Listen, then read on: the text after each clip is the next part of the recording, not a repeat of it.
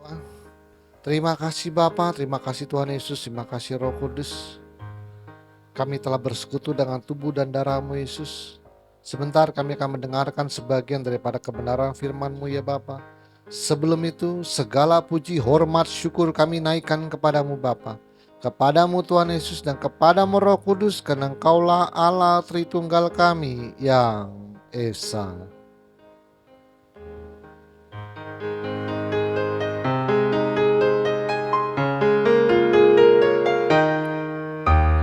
Hormat bagi Allah Bapa, hormat bagi anaknya,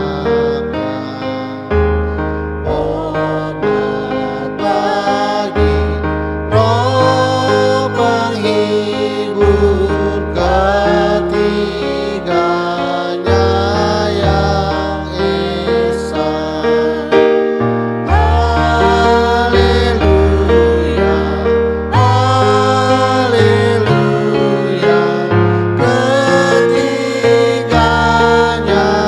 yang Esa. Haleluya, haleluya, ketiganya yang Esa. Ketiganya yang Esa, ketiganya yang Esa.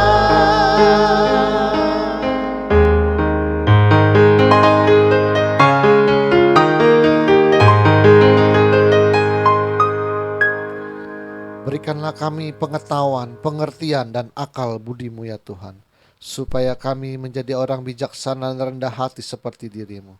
Urapi hamba-Mu pada saatnya ya Bapa, Kau menjamal ya bibir hamba-Mu Roh Kudus, supaya apa yang hamba perkatakan menjadi kebenaran-Mu yang sempurna di akhir zaman ya Tuhan. Sembunyikan hamba-Mu di balik salib-Mu, biarlah Engkau semakin besar dan hamba-Mu semakin kecil. Persiapkan hati kami, bagi tanah yang subur di dalam hati kami, supaya firman yang berbentuk logos tulisan mati menjadi rhema dalam kehidupan kami. Terima kasih Bapa, terima kasih Tuhan Yesus, terima kasih Roh Kudus. Di dalam nama Tuhan Yesus kami telah berdoa dan mengucap syukur. Haleluya, kita yang percaya katakan amin. Mari kita ucap salam kita, 1, 2, 3. Salutam en Christo en dunamaion energemata. Salam dalam Kristus dalam kuasa mujizatnya. Amin. Silakan duk. Shalom semuanya. Ya, kita masih lanjutkan yang kemarin. Saya mau memperjelas bahwa kita harus mencapai namanya cinta kasih universal. Jadi jangan ada lagi cinta golongan. Kalau Anda terikat kepada doktrin atau dogma satu gereja, maka Anda akan membela doktrin Anda dan mengatakan gereja lain itu salah. Jikalau Anda terlalu pemujaan kepada seorang pendeta, wah pendetanya luar biasa, waktu pendeta itu salah dan dikritik Anda nggak terima, itu namanya Anda mengasihi cinta golongan Anda aja. Jikalau akan Anda terlalu fanatik terhadap satu agama, maka waktu agama Anda dihina atau agama Anda diolok-olok, Anda marah. Satu-satunya jalan ATM harus melepaskan segala keterikatan.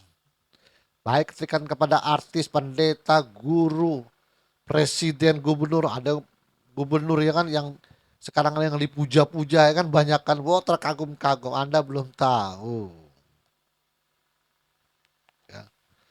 Saya sudah melihat dengan mata kepala, gak ada yang berakal budi. Dia kelihatan aja kalau lagi di konten bagus semua. Pendeta juga kalau di konten bagus semua. Kita harus melepaskan segala keterikatan atas dunia, baik kedagingan, materi dunia, ya semua dilepaskan. Manusia itu sebenarnya beda tipis dengan hewan. Apa yang beda tipis? Itu instingnya,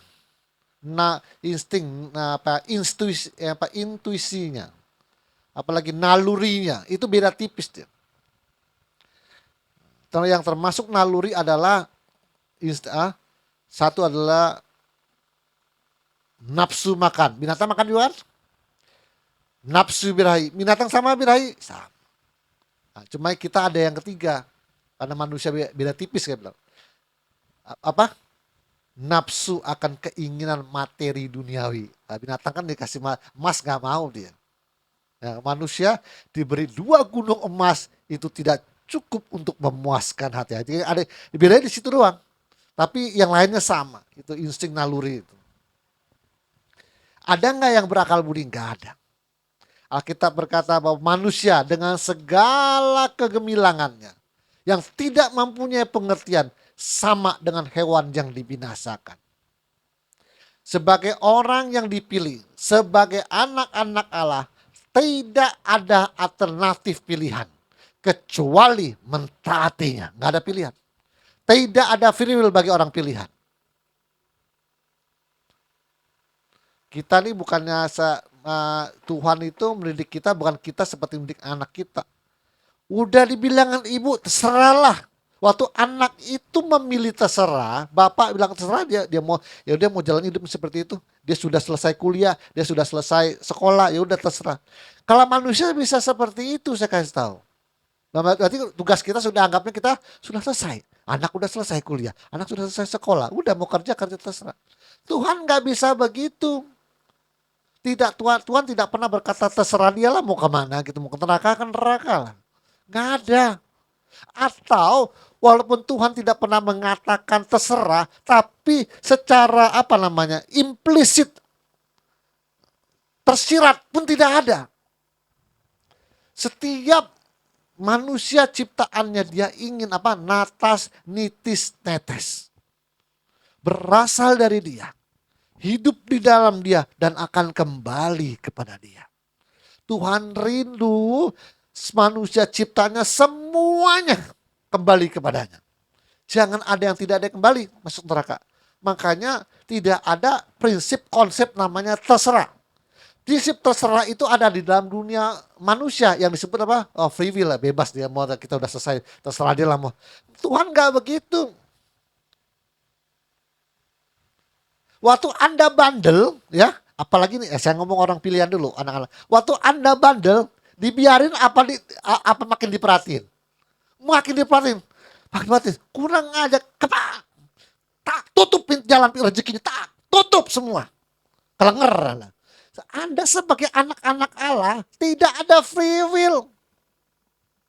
Oke, sekarang kita ngomongin anak-anak gampang. Anak-anak gampang itu juga dididik loh. Cuma nggak seketat kita. Makanya agama lain mengatakan ini cobaan yang dari atas. Ini ujian yang dari atas. Karena ada masalah dalam kehidupannya yang membuat dia harus berhenti. Kalau Anda jadi begal, sekali 2 kali lolos, ketiga kali ditangkap polisi masuk penjara 2-3 bulan.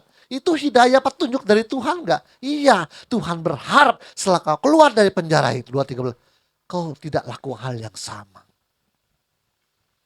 Nggak ada. Semua tuh Tuhan tuh lagi berusaha. Agamanya apapun, terpilih atau tidak terpilih, lagi berusaha supaya semua orang diselamatkan. Kalau Anda sudah melepaskan segala keterikatan, golongan, dogma, doktrin, materi dunia, pendeta, guru, apapun gereja, maka Anda harus mengubah cinta kasih Anda menjadi cinta kasih universal. Semuanya dicintai, bukan hanya sesama manusia, binatang juga tidak boleh disiksa, dan tumbuhan pun harus dicintai. Loh, Anda kan mau makan buahnya kan? Anda rawat gak? Anda mencintai dia gak? Itu kan bentuk dari cinta kasih Anda kepada dia. Saya sudah bilang semenjak Adam dan Hawa jatuh dalam dosa, maka tumbuhan gak mau kalah saing sampai mengeluarkan semak, onak, dan duri. Kita di ATM sampai semuanya harus sujud menyembah kepada ATM. Bukan hanya manusia untuk mendengarkan perkataan kita. Bukan hanya hewan untuk mendengarkan perkataan kita. Tumbuh-tumbuhan pun harus mendengarkan perkataan kita. Kalau kita, karena perkataan kita Rema hopistis. Kalau kau berkata, hai pohon, jangan kau berbuah lagi. Maka seperti apa yang Tuhan Yesus katakan, janganlah kau berbuah lagi. Tepok, tak, langsung mati. Tapi makanya kalau ada cerita-cerita katanya durian ini nggak berbuah ya. Kalau tiba-tiba pemiliknya bilang, tahun depan kamu nggak berbuah, saya tebang. Kalau tiba-tiba tahun depan dia berbuah, Anda jangan heran. Kalau Anda dengar cerita, ya, Anda jangan heran. Tiba-tiba dia bisa berbuah walaupun satu, dua. Dia untuk coba berbuah daripada gue ditebang tahun depan. Tahun ini belajar ada dua yang satu, dua ya. Tahun ini berbuah Pak, cuma tiga buahnya ya kan. Begitu dia kata, Anda jangan heran karena Anda sudah mengatakan. Anda ngerti nggak? Sekarang tentang orang rema hopistis. Ada yang nggak ngerti nggak kalau orang main sulap abrakadabra? Angkat tangan yang tahu artinya.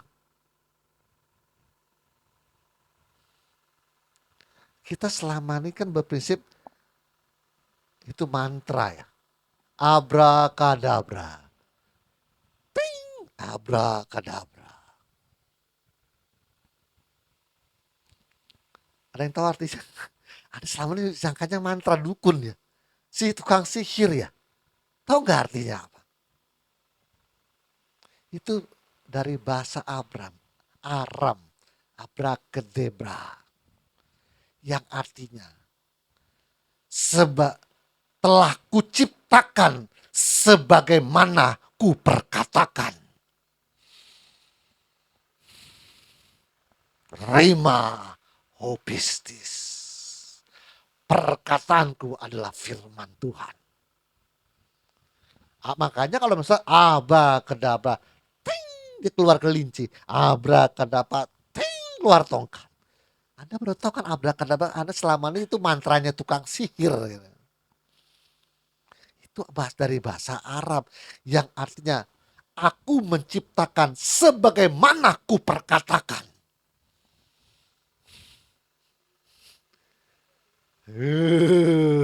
Kan? Semuanya nggak di sini nih pengetahuan baru. Malah pendetamu lagi kurang tidur ini tetap ada pengetahuan rema terbaru. Abrakadabra.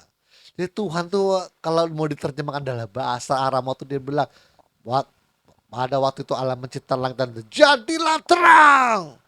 Hendaklah tanah mengeluarkan itu Tuhan. Abrakadabra. Sebagaimana aku menciptakan sesuai dengan perkataanku.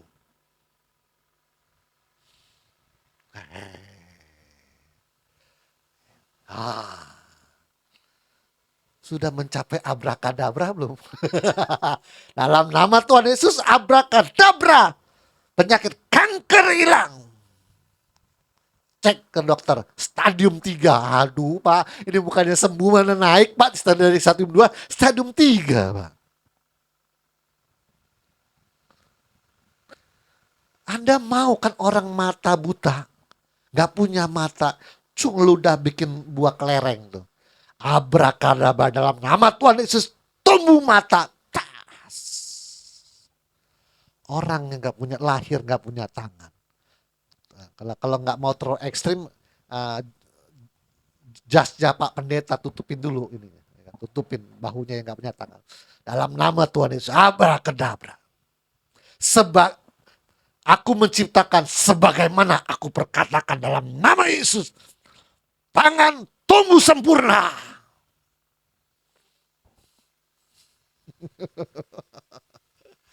Tapi kita nanti nggak pakai abrakadabra sih. Cuma nih saya mau perkatakan, Anda selama ini kan nggak tahu, Anda itu sangkanya mantra tukang sihir. Abrakadabra, bim salam bim, gitu kan? Iya. Saya kasih tahu artinya. Abrakadabra dari bahasa Arab yang artinya telah kuciptakan sebagaimana perkataanku.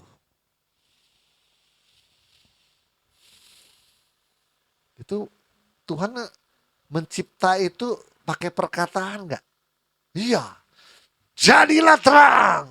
Hendaklah tanah menumbuhkan tumbuh-tumbuhan. Hendaklah air mengeriap segala ikan-ikan. Hendaklah langit ada penerang pada malam hari dan penerang pada siang hari. Pakai perkataan tuh. Gila.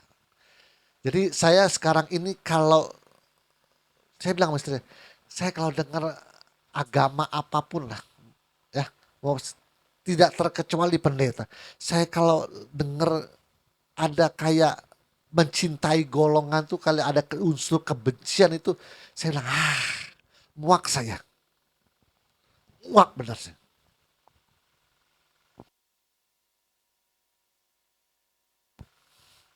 Pernah dengar gak? Kan di YouTube banyak, YouTube kan banyak, ya, penuh dengan kebencian agama, ras dan golongan. Ya sama, saya sekarang udah mulai memperhatikan Pak Pendeta kalau khotbah. Kalau sudah bawa-bawa doktrin, sudah bawa-bawa nama gereja, nama besar gereja. Ya kan ada kok menurut doktrin ini, menurut doktrin ini. Wah, dia bawanya udah doktrin. Ada timbul saya, Tuhan, udah muak saya. Cintailah semuanya dengan kasih universal itu. Jangan pandang lagi doktrinnya, dogmanya, agamanya, golongan, rasnya. Semua coba belajar dicintai. Kalau gerejamu besar banyak duit, jangan gara-gara bertanya kamu dari gereja mana, kembalilah pada gerejamu. Nggak mau saya. Kalau memang sudah jodoh, saya ngomong tentang jodoh. Kalau memang jodohnya dari ATM dan OTM, duitnya banyak ATM ini. Nanya itu hanya pengen tahu doang dari mana, oh gereja apa, perlu apa. Gak ada beras di rumah Pak. Anak saya sekolah udah 4 bulan gak bayar Pak. Harus kalau ATM duitnya banyak harus segera diselesaikan. Itu namanya cinta kasih universal. Artinya kita mencintai seorang penuh dengan pengampunan, penuh dengan kepercayaan, dan penuh dengan cinta kasih. Artinya juga adalah tidak ada lagi namanya penghakiman. Kita ini bukan Tuhan. Gak percaya Yesus masuk neraka. Percaya Yesus pasti selamat. Terus bagaimana zaman-zamannya tetangganya Abraham, ya gimana? Coba kita mikir, tetangganya Abraham tuh gimana? Abraham kan keluar dari Mesopotamia tuh, pergilah ke negeri yang akan kutunjukkan. Tuh keluar satu keluarga tuh sama si Tera sama kakeknya tuh, kungkungnya tuh. Terus tetangganya yang ditinggal tuh gimana ceritanya? Yang mungkin setiap malam tahun baru bakar ikan mungkin dulunya. Tapi sekarang si Abraham tuh harus pergi meninggalkan mereka dan pergi ke tanah yang kutunjukkan. Terus tetangganya gimana? Masuk neraka. Di mana cinta kasihnya? Zaman Singosari, Kutai, Sriwijaya, Majapahit, nggak percaya Yesus semua itu. ATM nggak boleh lagi. Saya nggak mau dengar ada lagi. Oh, nggak percaya Yesus, Pastor. Jangan lagi. Kita bukan Tuhan, Pak. Bukan Tuhan. Cintai semua. Kalau kita beritakan tentang Yesus, dia percaya, puji Tuhan. Saya ceritain kamu nggak percaya, ya nggak apa-apa. Yang penting dia berbuat baik, jangan jahat sama orang. Hitung-hitungannya nanti sama Tuhan. Saya mau lemparkan satu ide ini. Seberapa menit saya ngomong? 12 menit, baru 12 menit. 19. Saya mau ngingat gini. Kalau kita yang percaya Tuhan Yesus, orang-orang pilihan anak-anak Allah, dididik secara khusus, semakin bandel semakin dihajar. Terus orang-orang yang nggak percaya Yesus, yang belum, saya nggak bilang enggak lah, yang belum, kalau enggak itu nolak ya, oke, dibetan nolak itu, yang belum lah, banyak yang belum lah, yang belum percaya Yesus. Kan kalau mereka tidak dipilih dari sebelum dunia dijadikan, yang bisa dituduh tidak adil itu siapa? Yang bisa aja.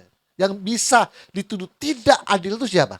Kalau mereka, kau telah memilihku sebelum dunia dibentuk. Kalau yang ku tak terpilih sebelum dunia dibentuk. Gimana? Yang bisa kita cari-cari celahnya, siapa yang harus kita salahin? Cari kita umpamanya pura-pura ya kan, mau cari salahnya. Ku tak terpilih sebelum dunia dibentuk. Kalau mau cari-cari lobangnya, celahnya itu, siapa yang patut disalahkan? Udah jujur aja, Tuhan Yesus. Kenapa lu gak pilih gua? Ya kan? Yang kita mau cari sekarang. Dengar nih, dari Adam dan Hawa sampai Paulus, kita udah cari-cari salahnya. Semuanya nggak ada yang berakal budi di hadapan ATM. Sekarang gue mau cari-cari salahnya Tuhan. Yang lebih gurunya kita. Kita mau cari. Anda kalau nggak mengetahui kebenaran ini, Anda bagaimana mau seperti Tuhan Yesus? Ini lagi blok kusuto habis-habisan. Nabi semua kita cari salahnya. Nggak berakal budi. Karena nggak standarnya Tuhan Yesus. Sekarang gurunya mau saya cari. Gurunya, sang guru agung dan bijaksana Tuhan yang kita puja, yang selalu kita sebut di gereja ini. Saya mau cari salahnya dia sekarang.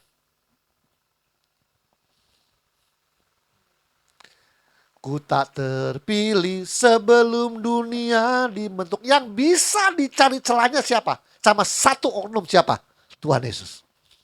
Oh, dia gak pilih kok.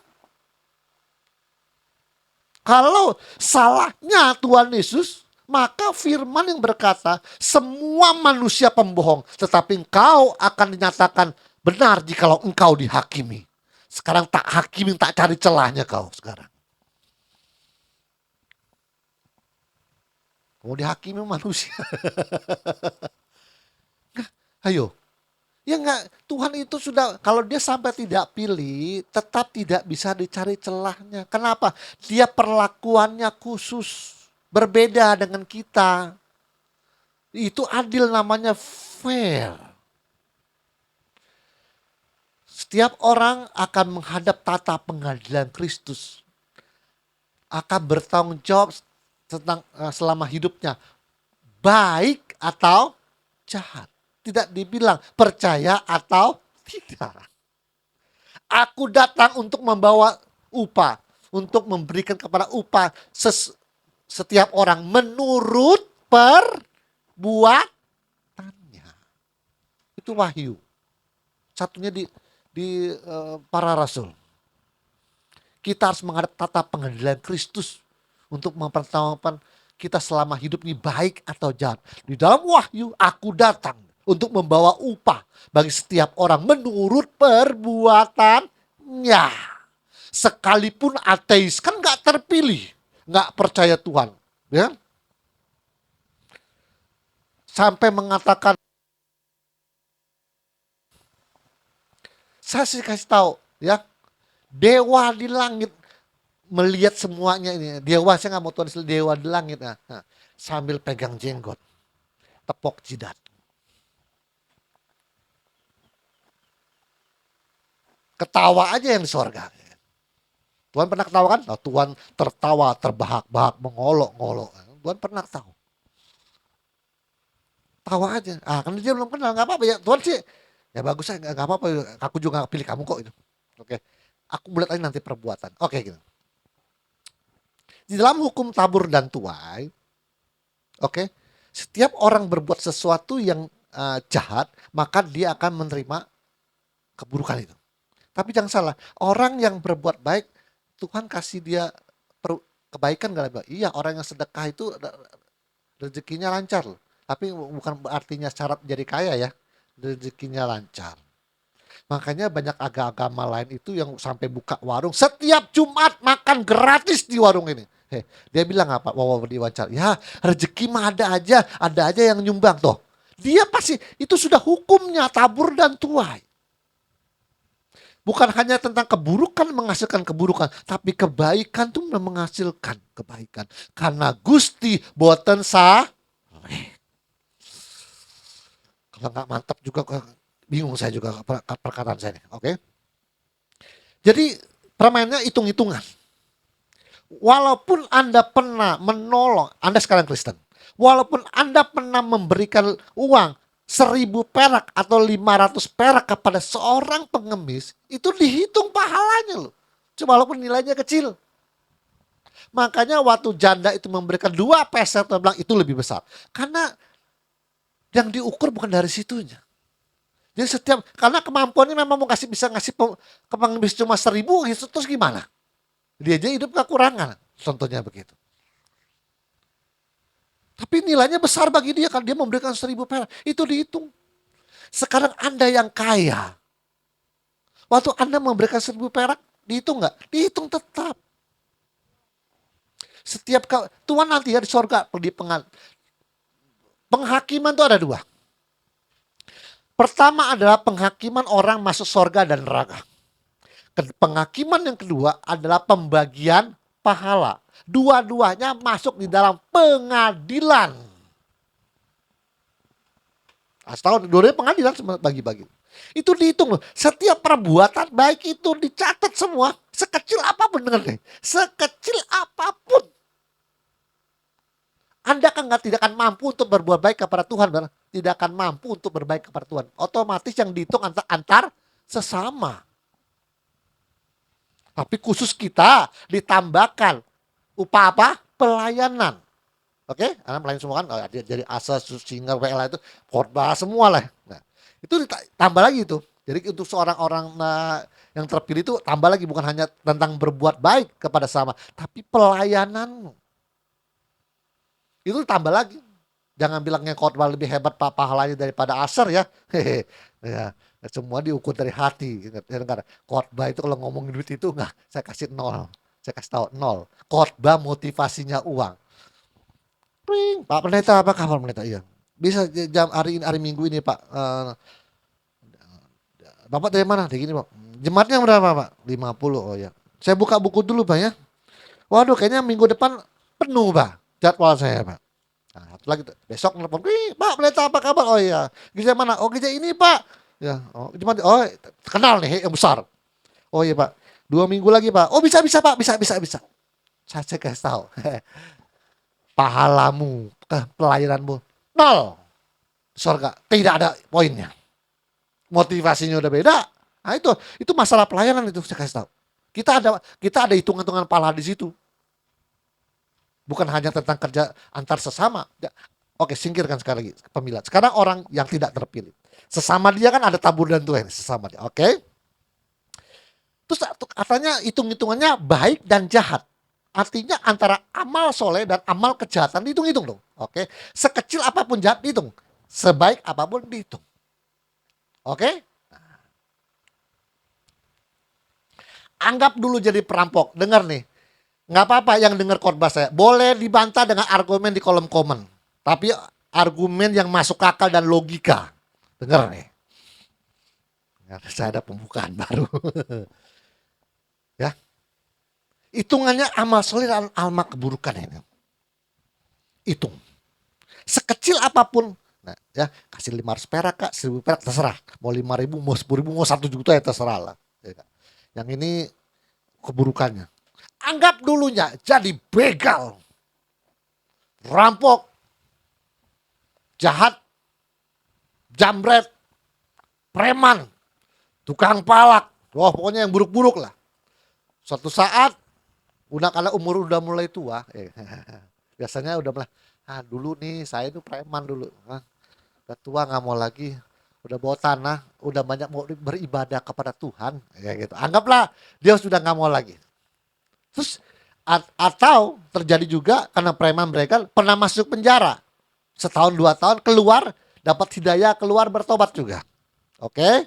Setelah keluar atau sudah mulai tua, kan manusia sudah mulai berubah. Keluar atau sudah mulai tua. Tapi ada juga yang keluar penjara masuk lagi juga ada. Oke. Tapi saya mau cari yang baik dulu. Keluar dapat hidayah, tak insaf. Oke. Mulai itu dia sadar jadi begal itu merugikan orang lain. Lalu dia banyak beramal. Walaupun amalnya dikit, dia kumpulkan dana, sedekah, terserah lah. Yang mulai tua juga dulu saya masih 20-an, saya ganas saya. Sekarang udah 50 saya udah mulai kendor. Saya udah banyak ibadah, udah buat terus dia banyak juga sedekah, nolong orang. Saya udah nggak mau seperti itu dulu. Saya dulu dia perampok begal itu. Oke, terus dia berbuat baik.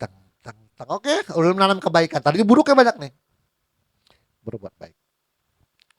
Ada satu ayat yang mengatakan, barang siapa berbuat baik kepada sesama, dia sedang mempihutangkan Tuhan. Pernah baca? Pernah baca nggak nih? Ya, oke, ya, saya nggak usah buka lagi nih.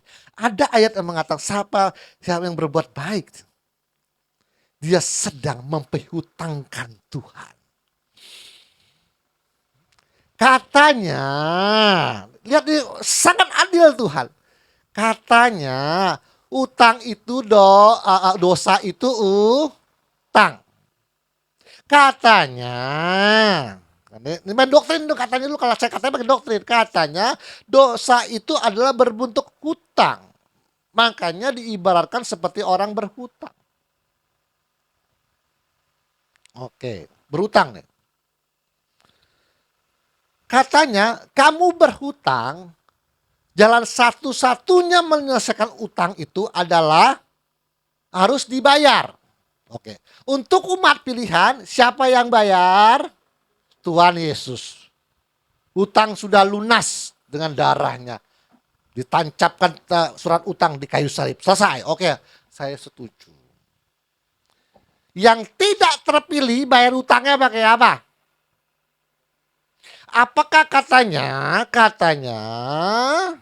hutang itu tidak bisa diselesaikan dengan cara tidak berhutang lagi? Penggambarannya seperti ini. Tadinya kan berhutang, jadi begal, jadi rampok, insaf tadi saya udah bilang. Dia insaf itu kan berhenti. Artinya dia mau menyelesaikan utangnya dengan cara insaf, berhenti utang. Sama kata ibaratnya. Kalau saya pinjam 100.000, pinjam lagi 200.000, 300.000, atau utang numpuk. Lalu orang ini bilang, saya mau bayar utang. Caranya apa? Saya mau ngambung utang lagi. Lunas gak utangnya? Oh enggak, oke. Mikir, ayo, mikir, ayo, mikir. Main utang-utangan kan? Itu main utang-utangan kan? Umat Kristen, umat pilihan, utangnya penuh juga, dilunasi di kayu salib dengan darah. Yang tidak terpilih bayar utangnya pakai apa? Katanya kalau insaf itu nggak bisa, itu kalau insaf artinya berhenti berutang. Tapi utangnya masih ada. Gimana cara lunasin utangnya? Tadi ayatnya bilang apa? Barang siapa berbuat baik kepada sesamanya, dia sedang mempihutangkan Tuhan. Udah mulai buka. Apa mau saya bicarakan? Utang saya numpuk. Di dalam negara yang sudah maju dan undang-undangnya lebih sempurna, saya bilang tidak perfect sempurna, tapi yang lebih sempurna dari Konoha. Dengar nih. Yang undang-undangnya lebih perfect dari Konoha.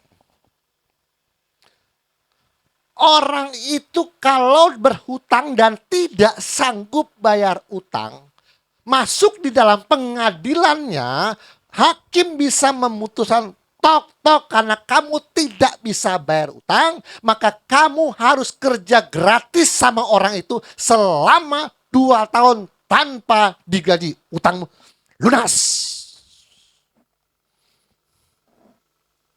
Jadi ada penghukuman kerja gratis selama beberapa tahun berapa bulan untuk dianggapnya udah lunas lah. Itu hukum di negara yang lebih sempurna dari Konoha. Kita belum ada. Amerika ada. Ya, dihukum dengan kerja gratis. Kalau dia dihukum karena merugikan negara, maka dia bisa jadi kamu selama 2 tahun jadi bersih-bersih halamannya gedung pemerintah. Selama 2 tahun dia kerja nggak digaji pemerintah. Nanti dianggap kesalahanmu lunas. Itu di negara yang lebih perfect. hukumnya. Kita nggak pernah mikir ini, kita ngertinya Konoha. Yang undang-undangnya masih amburadul warisan bahasa apa nih? Belanda. Oke. Oke. Tadinya begal. Bohong. Yang dengan korban saya boleh kolom komen, boleh penuhin aja, tenang aja. Ya, kalau tapi argumennya mau benar, kalau ngomong ngasal aja, Pak, menurut doktrin ini, Pak, menurut doktrin Calvinis, Pak, menurut doktrin Reform, Pak, menurut doktrinnya HKBP, Pak, menurut apa Lutheran, Pak. Kalau pusing saya pusing. Saya kan nggak pakai doktrin di sini. Di sini mau pelepasan doktrin, mau doa pelepasan doktrin dulu. Ya, oh nih Pak, ini Armenian, doktrin Armenian. Oh nih doktrinnya Zwingli. Nah, di sini ada doa pelepasan doktrin di sini. Pakai apa? Kebijaksanaan yang panah. Oke. Kebijaksanaan yang memahami dan mengetahui dengan tepat. Oke. Jadi bisa dihukum kerja tanpa digaji, dengar. Setelah orang itu berbuat buruk di masa lalunya, ke depannya dia berhenti supaya utangnya nggak nambah. Oke, lalu dia berbuat baik kepada manusia sekecil apapun. Bukankah dia sedang mempihutangkan siapa? Tuhan. Oke. Tuhan, gue utangin nih. Gue punya utang, bayarin aja utang gue. Udah nangkap belum? Udah nangkap belum? Itulah yang disebut dengan penghakiman atas perbuatannya baik atau jahat. Aku datang untuk memberikan upah kepada setiap orang menurut perbuatannya. Fair? Fair. Tuhan Yesus yang saya puja. Tidak akan pernah ada celah yang saya kasih tahu.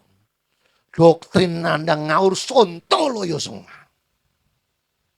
Enak aja. Nggak dipilih neraka, dipilih sorga. Enak aja. Sorga emang punya nenek bapak moyangmu. Dengar, cinta kasih universal. Cintai semua agama, ras, dan golongan.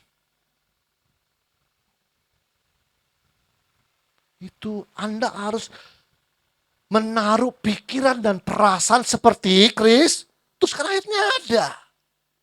Seperti Tuhan, pikiranku adalah pikiran Tuhan, kebijaksanaanku adalah kebijaksanaan Tuhan. Langkah kakiku adalah langkah kaki Tuhan. Kan harus sama sama Tuhan, kalau nggak sama kan hamartian namanya. Kemarin renungannya makanya saya tanya, ada renungan begini. Tuhan tidak akan menghapus tujuan dan visimu, dia bilang, yang baik. Tapi Tuhan akan membuat engkau menuju visimu itu dengan jalan berliku-liku. Orang berkata 5 tambah 5 adalah 10. Kan bisa aja 5 kurang 4. Jadi 1 tambah 9 katanya. Kan 10 juga. Berliku-liku. Yang percaya katakan amin. Oh nggak ada ya? Udah pada pintar apa gimana? Yang percaya katakan amin. Aduh. Ada jalan lurus yang gampang, kenapa lu berliku-liku? Sontoloyo lah, bener lu punya Tuhan. Makanya ada istilah hidayah atau taufik, artinya diberi petunjuk supaya manusia dipermudah jalan-jalan hidupnya untuk bisa melakukan kehendaknya. Udah dipermudah, lu mau berliku-liku. Teori dari mana lu? Teori ini muncul dari mana? Atas pengalaman hidup masing-masing, benar. Wah, saya dulu begini. Setelah saya baru tahu rupanya ada jalan keluar sana. Karena pengalamanmu bukannya pikiran Tuhan. Kenapa bisa berliku-liku? Tolong jawab, monggo. Kenapa bisa berliku-liku? Monggo dijawab. Karena lu bandel. Disuruh ke kiri, dia ke kanan. Lu makanya berliku-liku. Berzigzag-zigzag hidupmu. Banyak masalah dan pencobaan. Monggo lempeng-lempeng aja, tolong lempeng-lempeng aja. Jangan bandel. Lu pada bandel semua, jalannya zigzag atau nggak kayak zebra semua udah. Saya baru kebuka setelah saya melalui masalah dan ujian. Ada berkat menanti. Lu aja kali, bukan gua. Lu terlalu berliku-liku soalnya. Zigzag, jalan hidupmu zigzag. Ya, jalan hidupmu zigzag. Nih, Anda bikin teori berdasarkan pengalaman hidupmu karena lu masih bandel. Beda dengan ATM. Kayak saya mah ikhlas legowo. Walaupun bengek-bengek, celeng-celeng, gue nggak peduli. Yang penting gue jalannya lurus gitu. Ngerti gak saya nganggap? Kita nih walaupun bengek-bengek, sesak-sesak napas, ya, tapi jalannya lurus. Gue nggak mau berliku-liku. Itu teori yang kau ajarkan berdasarkan pengalamanmu. Mau emangnya kita jalan ikuti pengalaman orang, artinya Anda memuja orang itu dong. Kagum, wih bener kata pendeta, bener nih kata. Nah, Anda mulai kagum kan? Nggak boleh. Ayo kagum ke Tuhan Yesus. Alihkan. Ku kagumi dalam hati. Alihkan kekagumannya. Alihkan ke Tuhan Yesus. Mau muja pendeta, wah bener deh pendeta, hebat luar biasa. Hanya diberkati gerejanya besar, sangat memuja. Alihkan pikiranmu. Yesus kami puja, kami sembah sebagai Raja. Alihkan, nggak boleh itu. Di ATM dilarang, keras. Memuja sang pemegang visinya ATM pun nggak boleh. Saya mengarahkan Anda kepada siapa? Kristus. Nggak boleh. Oh saya jangan ikut dia. Wah nang ikut saya bisa zigzag nanti Anda. Saya hanya bilang, nih saya kan diberikan rema, saya ajarkan kan jalan. Tetap rema itu kan yang jalanin masing-masing. Kan masing-masing. Kalau saya dapat rema, saya bisa nggak menjalankan rema itu? Bisa. Banyak pendeta, banyak teori, tapi prakteknya nol besar. Itu rema dia, tapi dia sendiri juga nggak jalanin.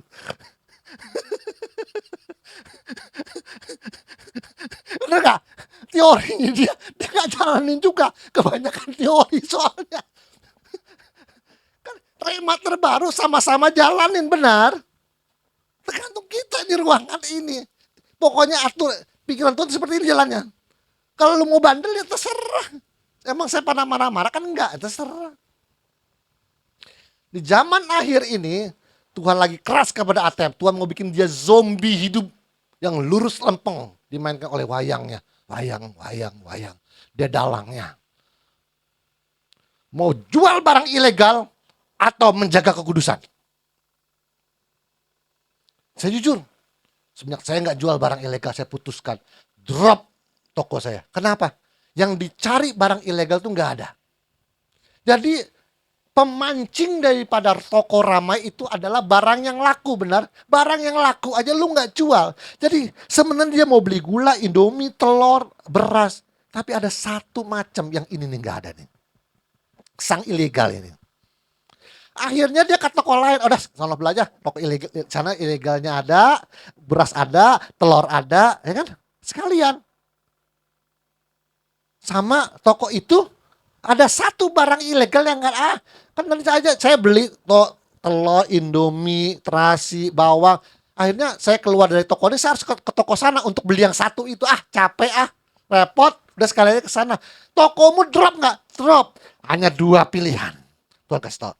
Sekarang ujian tahun 2026. Mau pilih bual barang ilegal atau pilih kekudusan. Jadi zombie lah adalah kiri gak bisa kanan. Tuhan bilang lagi, mau taati perintahku, kuduskan hari Sabat atau cari uang.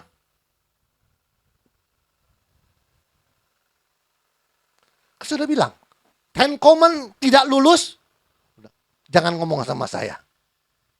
Kuduskan hari Sabat atau cari uang. Zombie semua.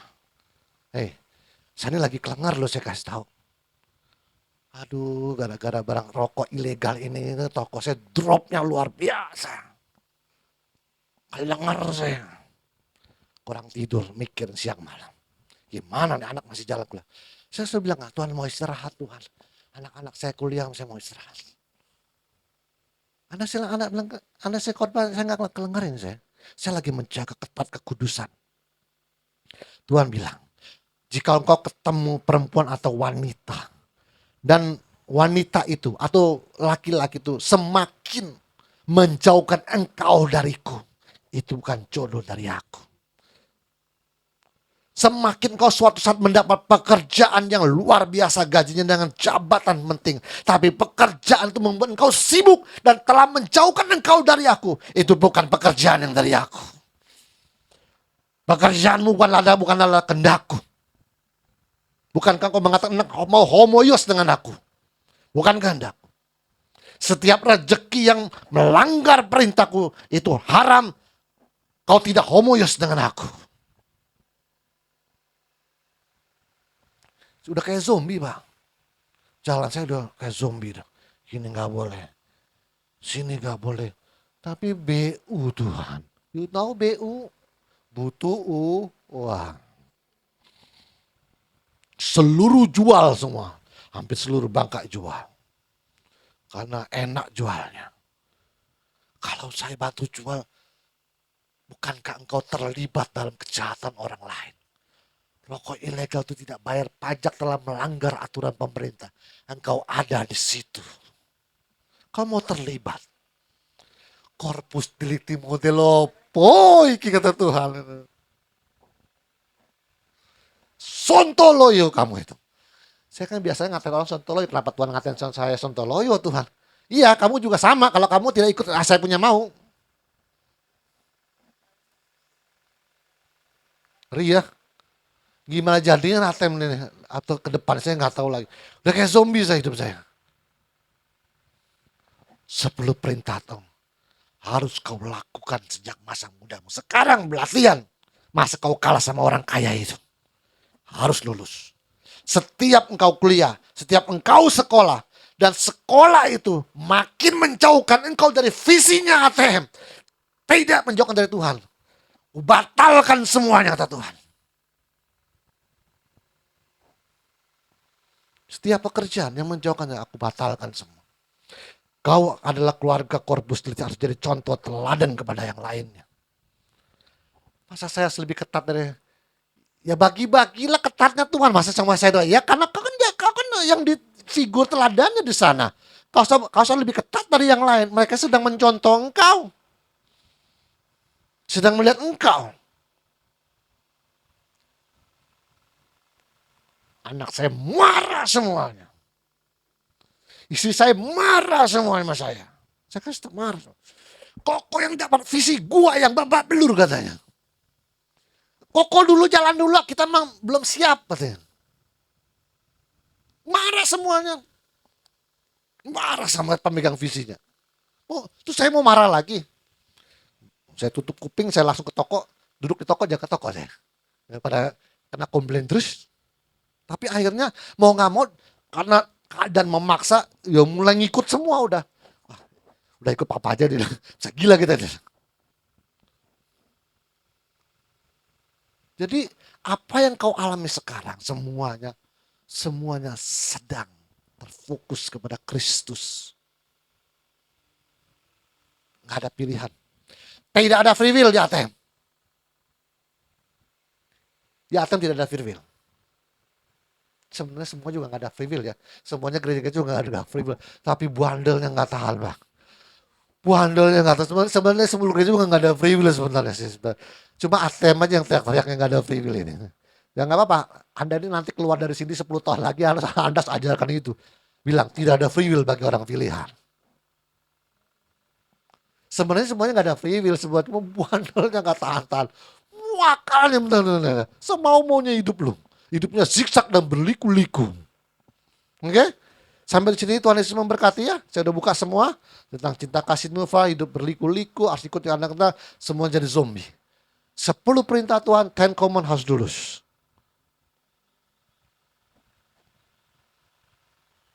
Kalau tidak lulus jangan banyak argumen, mendingan diam aja, nontonin aja. Ada makan kita ikut juga makan. Saya diam lagi. Karena belum lulus Pak. Kita sadar diri jadi Pak. Sadar diri kita ini. Oke, mari kita berdoa. Terima kasih Bapak, terima kasih Tuhan Yesus, terima kasih Roh Kudus. Hamba-Mu telah selesai ya Tuhan. Kiranya Tuhan memberikan kebijaksanaan-Mu kepada ATM. Bertumbuh seperti Engkau. Firman Tuhan tanpa kebijaksanaan, semuanya nol.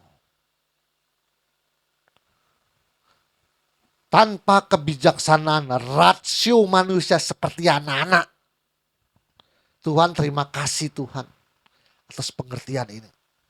Logika kami harus dibarengi dengan kebijaksanaan seluas samudra.